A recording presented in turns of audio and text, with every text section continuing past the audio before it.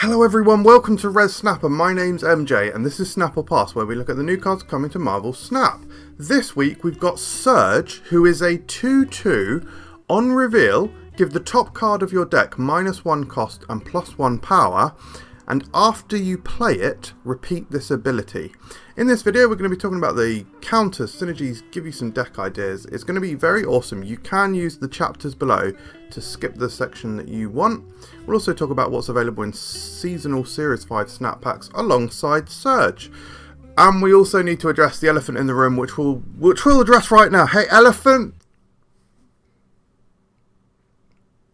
Wasn't expecting that. Because it was obviously not an elephant, was it? So. Yes, guys, I'm British. That means I've got David Attenborough's DNA running through my veins, so I know my way around an animal or two.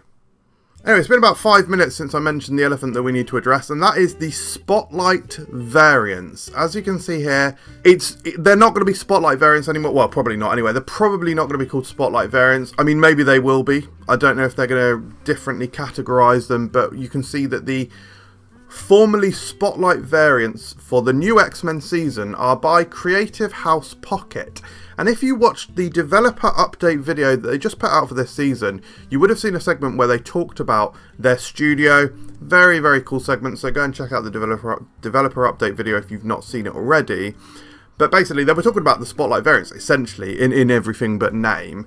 And on Discord, Second Dinner have said that these variants are going to be available in some form. I can only hope and assume that these variants are just going to be available as normal. Whether they're a new category of variant, that remains to be seen. Like they might be a different price or a different currency. For example, I could see them being available for purchase with tokens. Maybe like a couple of thousand tokens or something. Or maybe it'll just be a different tier of gold. Somehow, I would have to hope and assume that these variants are going to be available alongside the release of Surge next, as at time of recording, next week. I mean, I hope. Otherwise, I don't know why they're promoting them in the developer update video, and they have said that they'll be available for purchase. So we still don't know what's happening with the Spotlights. I really do wish that they would have announced it in advance, especially as they're literally promoting them in their video. But we still don't quite know. Let's just hope it's going to be available next month, because this one is absolute fire. If you do want to pick up Surge, you can buy her outright with tokens for 6,000, as she is a Series 5 card. Or you can gamble and open a seasonal Series 5 snap pack, which could also contain Captain Carter, the Season Pass card from next month, and all of the other What If cards. So that's Goliath, Kahori, Infinity Ultron, Strange Supreme, and Hydra Stomper. Whew, that was a long intro section, but let's talk about the mechanics. In fact, before we even talk about the mechanics, guys, let's address the other elephant in the room. No, not me. I'm not saying that I'm an elephant.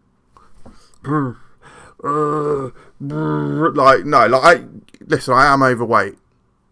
Okay, but I'm not saying, oh, look at me, I'm a big fat elephant. I'm saying, look at what I'm wearing, yeah? Blue. This is something that I used to do, or that I actually still do occasionally on a channel that you may not be aware that I've even got, guys. I've got a channel bigger than this. It doesn't get anywhere near as many views, but I've got a channel with 45,000 subscribers. Oh my god, he's a big famous YouTuber. No, it's a dead channel. I mean, I still, it's not dead because I want it to be dead. It's dead because people don't watch videos. But it's called Food Review UK. If you want to see what fast food, nice food, we recently did some chicken wings that were amazing, and snacks are like in the UK, go and check it out, guys. Go and subscribe. Actually, I'll tell you what, it'd be absolutely amazing if I go on my channel in a few days and I look at the analytics and it's got a massive uptick in subscribers. In reality, it'll be like +1 or -2. But yeah, that'd be awesome. If you enjoy me or food, go and check it out. Anyway, I've spent far too long just derailing this video, so let's talk about the mechanics. I mean, anyone who wanted to watch the mechanics would have already clicked a chapter, so it's sort of fine, probably.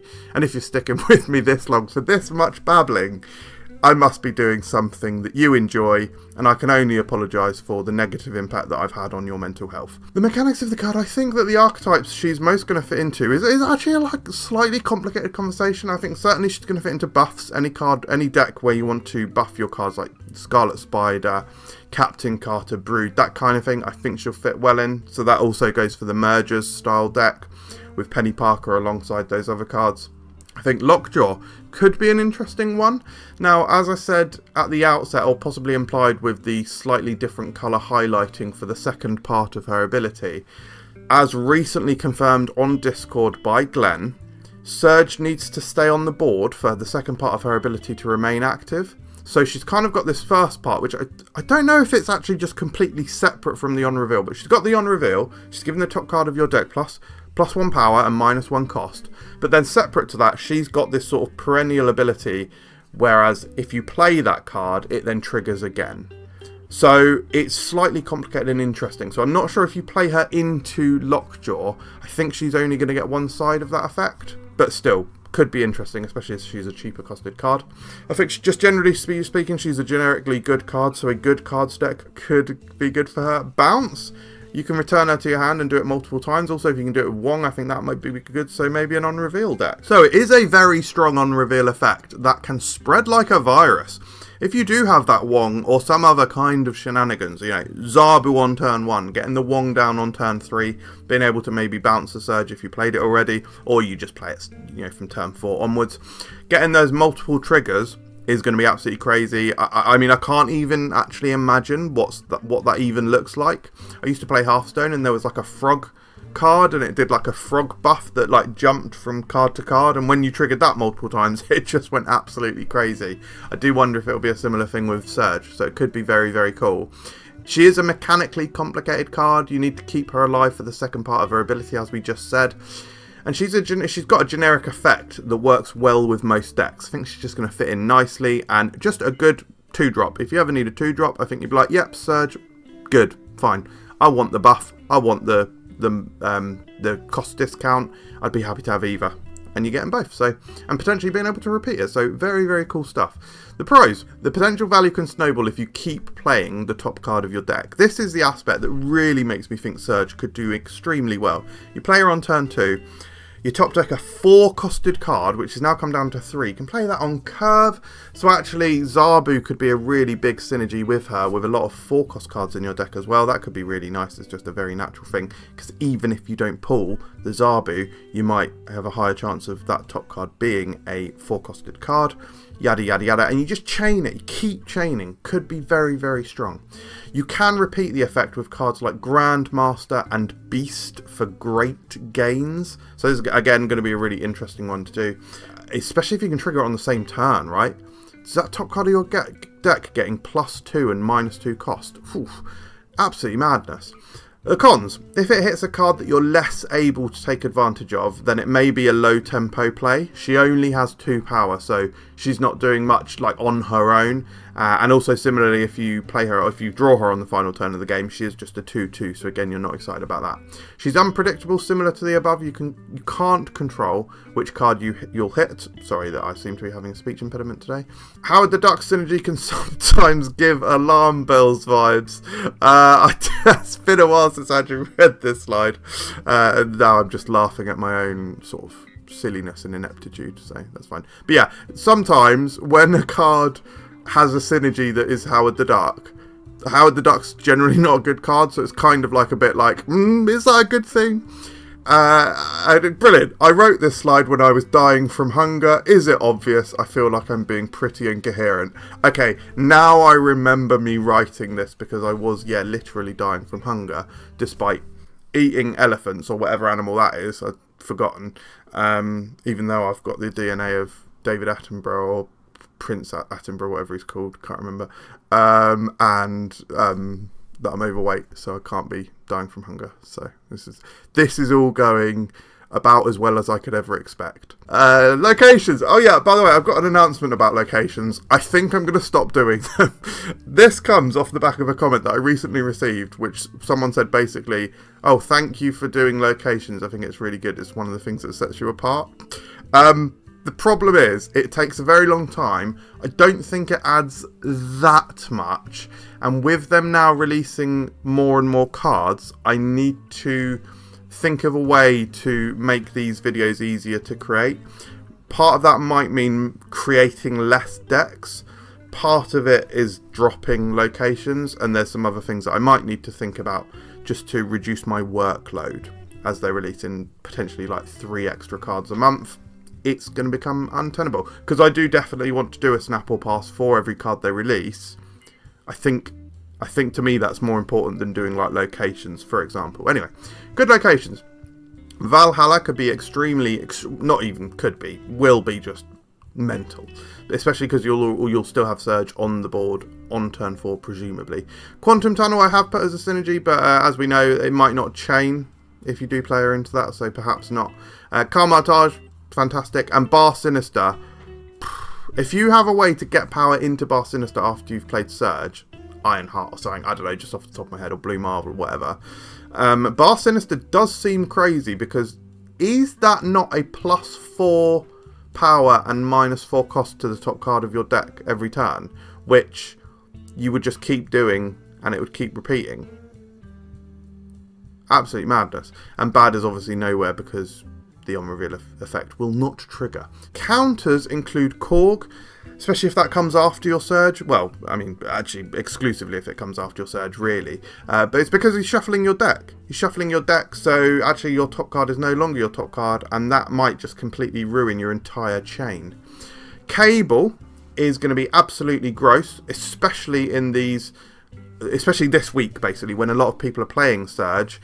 They play the Surge, you play Cable, or sorry, yeah, your opponent plays a Surge, and you as the countering person, you play Cable, stealing their buffed resource.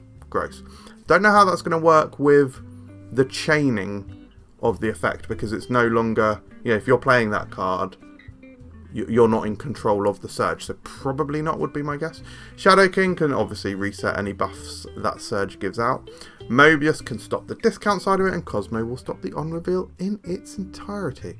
So, synergies. Obviously, Howard the Duck we've already spoken about. Grandmaster, get a copy on that. Beast could be particularly nice. Yes, you're still getting the +1 and the -1, but you are not getting the chain reaction whilst Surge is not on board. So if you are going to play Beast after the Surge, you want to play Surge before the card that Surge boosted, if that makes sense. And then Misery, again, I have put Misery down because it is going to duplicate the effect, but it's going to stop the chain. Right, here's the decks that I've got for you this week. Unfortunately, guys, again, I have been a little bit cheeky recently and haven't been doing budget decks, so I do apologise, but I just needed to let my hair loose on this particular card. And so I've got 2 decks. I've got value buffs. They're both premium.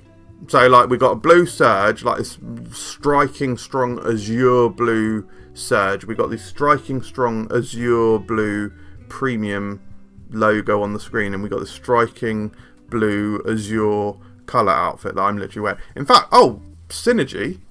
I've got my own Synergies for you.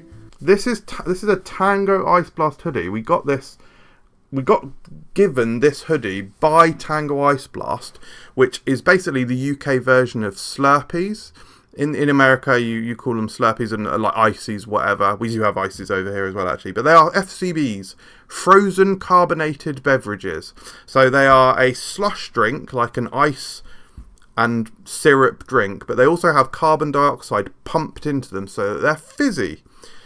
And it means that it actually does a couple of things. Not only does it make them taste just nicer, better, tangier, more sort of not addictive, but just certainly more Moorish. But it also actually coagulates the liquid better than a non-frozen carbonated beverage would. So if you have just like a slush that is not with the carbonated element, if you were sucking it through a straw, I'm sure you would have experienced this, but you suck up all the syrup and then at the end of it you're left with just unflavoured ice. You don't get that with an FCB because it is all coagulated together.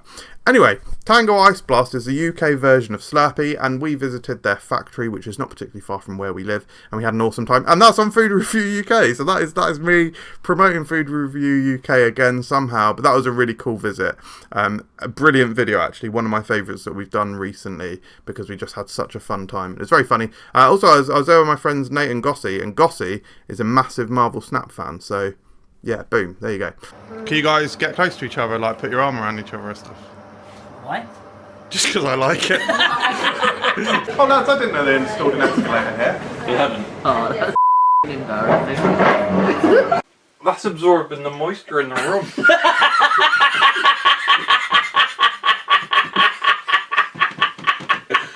Again, just desperately trying to derail this video, aren't I? First deck I've got for you here is value buffs. So this is all about buffing cards, having some cards that appreciate being buffed, like Infinity Ultron, and also just other different ways to cheat out and gain better benefit from you buffing the cards in your deck. You buff the cards in your deck via, of course, cards like Surge. Now, that is the top card of your deck, so you're going to draw it. Similarly, America Chavez does the same thing.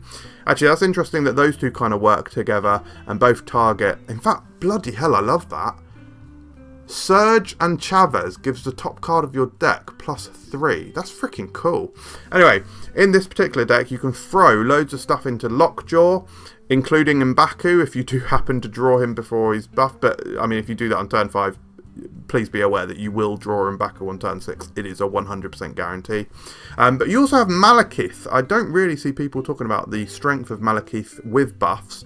But not only do you hopefully get like a buffed up Malekith, so he might be a 4/7, a 4/8 in some good scenarios, but the thing that he's pulling is benefiting from the buffs that you've injected into your deck, and that's a card that you wouldn't have drawn. So that's really cool. The other cards that synergize particularly well from getting the buffs is like Scarlet Spider and Captain Carter here. And maybe even we could throw down a buffed Infinity Ultron on turn 5. If hopefully we played a Lockjaw on turn 4. You could just stick the stones in Lockjaw. Especially if one of them is like double the power of Ultron and then add a drone here. Could be really strong, particularly strong. Yeah, this will be a really fun one. This is definitely going to be one of the decks that I'm going to try. Also, guys, buffs is just one of my favourite archetypes. I just love buffs. And then the next deck I've got for you is called Techie Gen. This is a weird one, honestly. This is a weird one. Again, I am actually really excited to try this, but it's kind of a control deck, trying to eke out a little bit of extra value with some card generation. So we've got Snow Guard and we've got Snow Guard, Hawkeye Kate Bishop, and Iron Patriot for some card generation, and to try and maximise the value from our energy generators as possible. Our energy generators being Surge, Hope Summers, and Lunar Snow, and also Serra.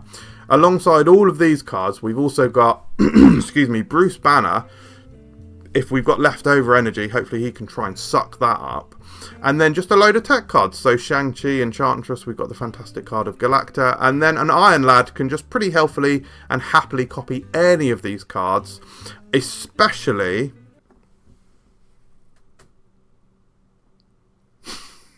I don't know what I was going to say.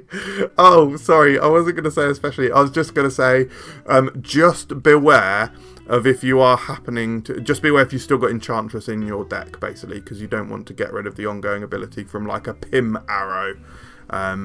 Or Serra, if you've somehow managed to get Serra out early, which is completely possible with this deck. Anyway, star rating. So overall, I'd give her 4 stars. I think she seems really, really good. Generically good. Going to fit in a lot of decks. I think she's going to be a really popular card. I think from a fun perspective, the chain reaction ability has masses of potential. For the archetype, I actually think she's only kind of 3.5 because I don't think she necessarily has a very obvious home, a very obvious archetypal home. I could be wrong. But from a competitive standpoint, I think she's going to be 4 stars. I think she'll certainly be impactful. I would have to assume this is going to be a card that we'll see a lot. I think I'm definitely going to be playing her a lot. So ultimately, she is certainly a snap, guys. Yeah, she's brilliant. I personally am now collection complete. I have to say it, guys. I have to confess to you. So I'm going to open a seasonal Series 5 snap pack and get Surge guaranteed straight away. This is a good position to be in going into the new season because there are other cards this season that I don't necessarily want. So it's good that this first roll that I get for Surge is guaranteed. But even if there's other cards in the seasonal snap packs that you don't want, I think 6,000 tokens for her is fine. That is what I would be doing if not for the position that I'm in. Now, our final slide this episode is going to be talking about Batroc the Leaper. This is a previous card review section. Even though a couple other cards did come out, I'm not going to be talking about them. They're both cool, but I want to actively talk about Batroc the Leaper. He's a 1/2 when it... I'll start that again. He's a 1/2. When a card moves, follow it to gain +2 power once per turn. Before he released in my Snapple Pass video, I said that he was 4.5 excuse me, some gases emanating its way through my body and wanting to come out through the upper cavities of my facial area. I gave him 4.5. I said I absolutely love him. I just love everything about the... Right, I love the colour scheme. I love his name. Yeah, he's French. Batroc. Love his character in the MCU, even though he's not featured very often, but it's just cool. So I have an extreme weak spot for utterly stupid villains.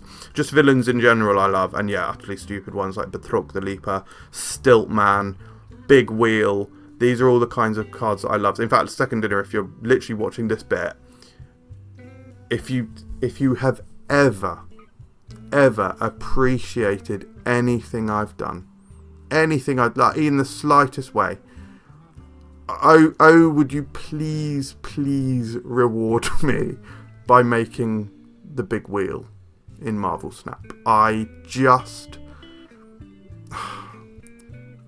Is there anything I want more in life than that? Probably not. And Stiltman as well. I think Stiltman is probably fractionally more likely to come eventually. But I love when they highlight these lesser characters, right? And I love the artwork, and I love the ability. So I love everything about the card. I do think he's a 6-star card. I think this is as good as a card gets, personally. This is my humble opinion, right? If a card is going to get nerfed, I think it's hard not to give them 6. And I do certainly think Batroc the Leaper could come down to 1. I don't think it'll come down to 0, but I certainly think he could come down to 1 very comfortably and still be very, very good. And I think that's the sign of a card that probably should be nerfed. But apart from that, the reason I'm giving him 6 stars is he's just extremely powerful. He's extremely good. He's really fun. I love him. I love everything about him. I've had a massive fun time playing him. That's it, guys. Thank you very much for watching. I hope you enjoyed this video, and I'll see you in the next installment where maybe I'll be wearing a similarly themed colour.